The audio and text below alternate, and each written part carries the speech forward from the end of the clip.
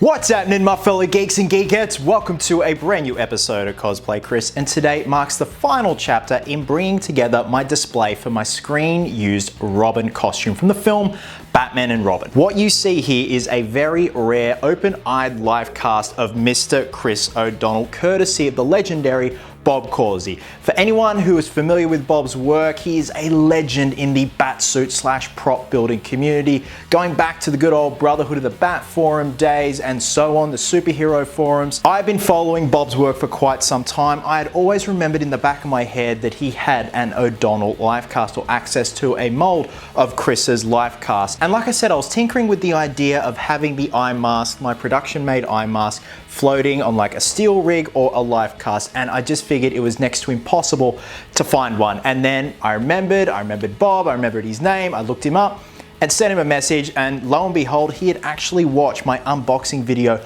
of the screen use costume, and we just happened to have messaged each other days apart, which is just spooky. So Bob hooked me up with this beautiful looking live cast, and today's video is all about the prep, the cleanup, the mounting of the eye mask, and fusing this piece onto the mannequin body to complete the final look with the screen used suit. So the piece in question is made out of resin. It's just a slush cast bust, pretty easy stuff. But as you can see here, we've just got some cleanup and some housekeeping to do. Once it's all cleaned up, we're then going to be sealing it up with a nice flat grey primer, because I just feel like that is a nice neutral color to complement the ice blue colors of the eye mask and also the rest of the suit. Now, this was actually stuck in customs for 2 months in Miami, Florida because of lockdown and the borders shutting.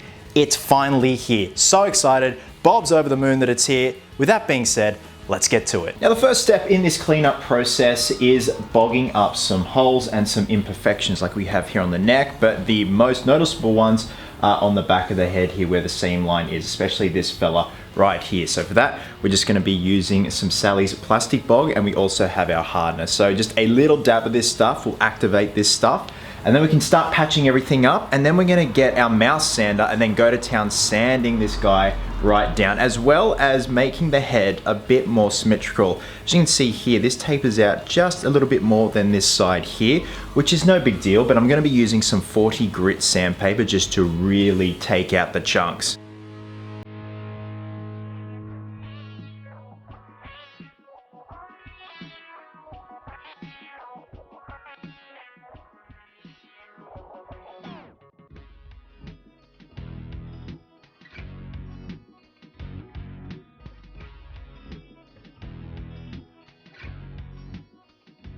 Okay, so after about an hour attacking this thing with the mouse sander, I'm pretty happy in terms of where we're at, and in terms of just shaving down the head shape, just get a bit more symmetry in there, and also cleaning up the base of the casting as well as some imperfections on the face, on the chin, and the ears, etc. But for the most part, I'm very happy. So the next step is we're just going to attack it with some finer grit sandpaper so it's not as rough, because you have to keep in mind we did hit this with 40 grit sandpaper, which just eats away at the resin. So going over it with a finer grit sandpaper will definitely help and improve the overall body of the shape. Then once that's done, I'm going to give it a wash with some soapy water, wash it all off with some fresh clean water, let it dry, and then we're going to hit it with a flat grey primer. Now what that flat grey primer is going to do is tell me if there's any more major imperfections that needs taking care of before we can move on to the final steps.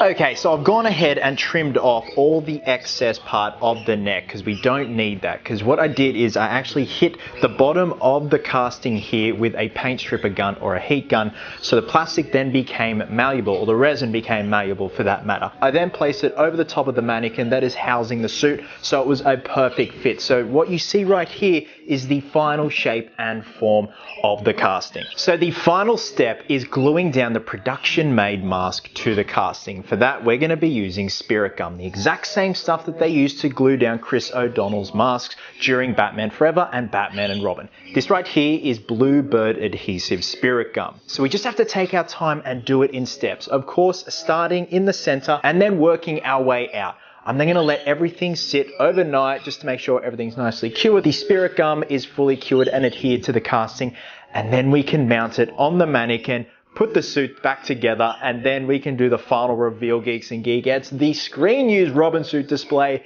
is finally done. Okay, so what we're going to do is just do a test lineup just to gauge exactly where the center point is going to be. That all looks pretty good to me.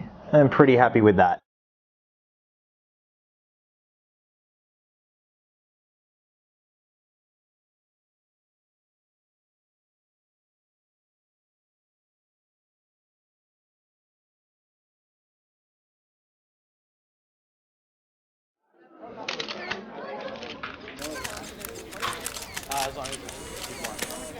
Thank you all for coming in today. I have prepared just a quick, short, brief little speech. In all seriousness though, guys, we are finally done. My screen-used Robin costume display with a production-made eye mask is complete. So, what does Batman and Robin mean to me? It was 1997. How old was I again?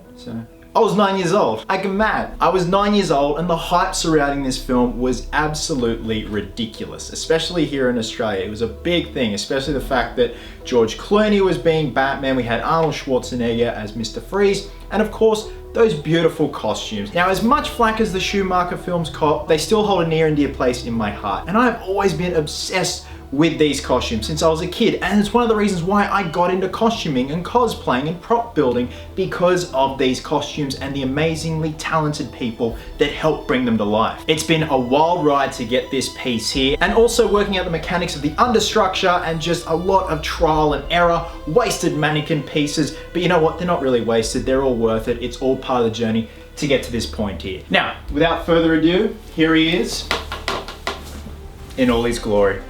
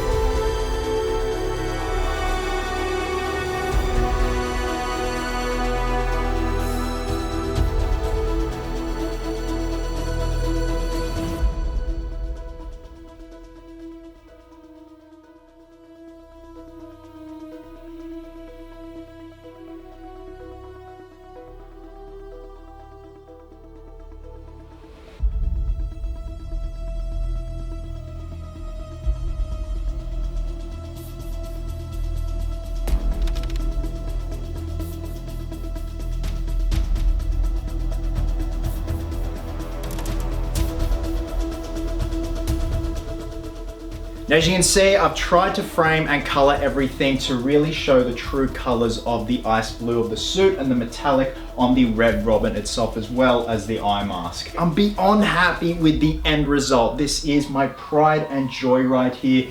It's still amazing and still surreal to think that I have one of these screen-used costumes in my home. It's ridiculous. I never thought I'd be able to see one, let alone own one. It is on wheels for the time being. I am going to be upgrading that platform with something a bit more sturdier and a bit more better looking to complement the rest of this beautiful piece. Guys, thank you so much as always for watching, and thank you for being a part of this journey. It's been a wild ride, like I said, but he's here, he's looking beautiful, very happy with the end result. And of course, you'll be seeing him chilling in videos when I'm filming in my room in the background, so happy days to that. Guys, wherever you are in the world, have yourselves an absolute cracker of a day.